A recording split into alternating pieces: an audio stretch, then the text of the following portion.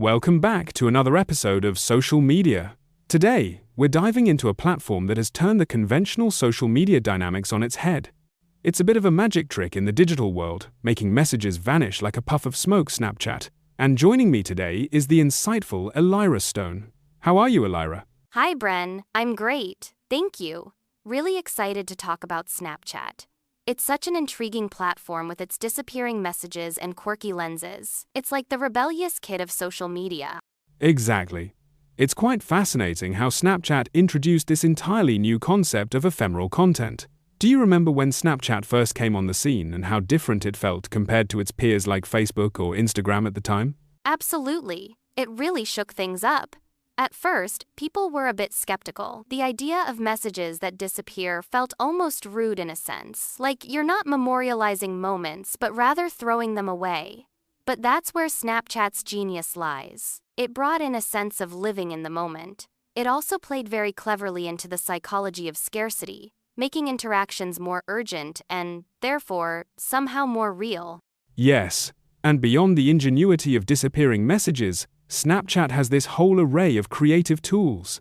The lenses and filters have become iconic. They've even redefined the way we take selfies. What are your thoughts on how these features impact users and their self-expression?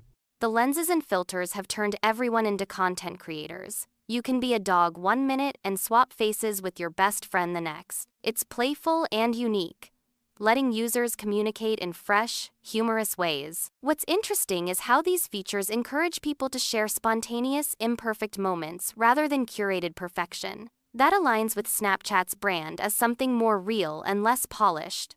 It's ironic how this real approach has carved out such a niche for Snapchat. Meanwhile, it has also raised some privacy concerns over time.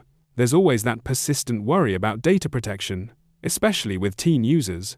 How do you see Snapchat balancing playful innovation with these serious concerns? Balancing is the key word here. Snapchat has often found itself at the intersection between providing a fun user experience and safeguarding privacy. While they reassure users with encryption and have added two-factor authentication, vulnerabilities still exist. They've been quite proactive in educating users about digital well-being. But I think the nature of ephemeral content can sometimes give a false sense of security. The transient nature of its content does make it unique but also challenging.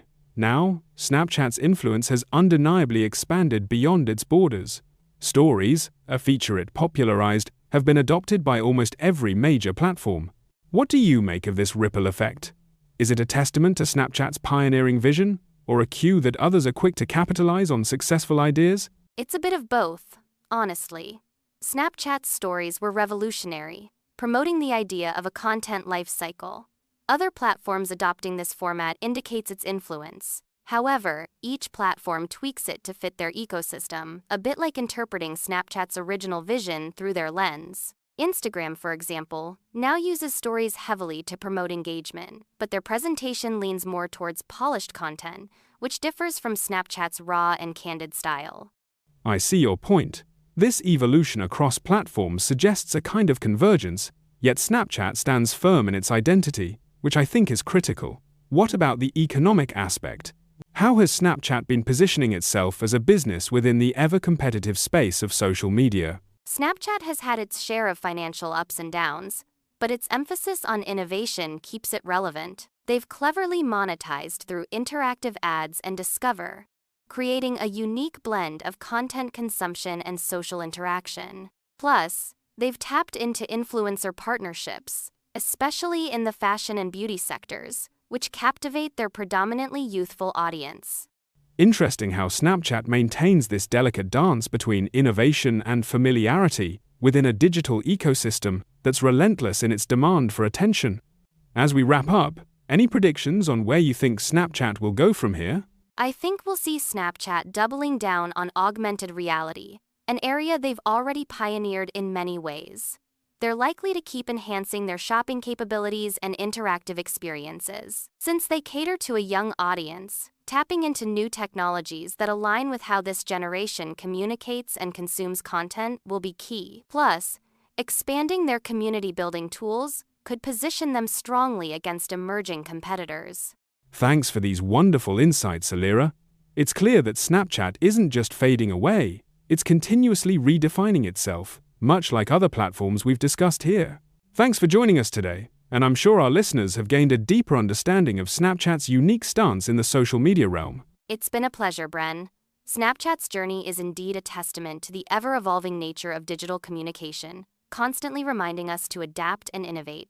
Looking forward to next time. Thank you, Alira. And thanks everyone for tuning in. Stay curious and we'll catch you on the next episode of Social Media.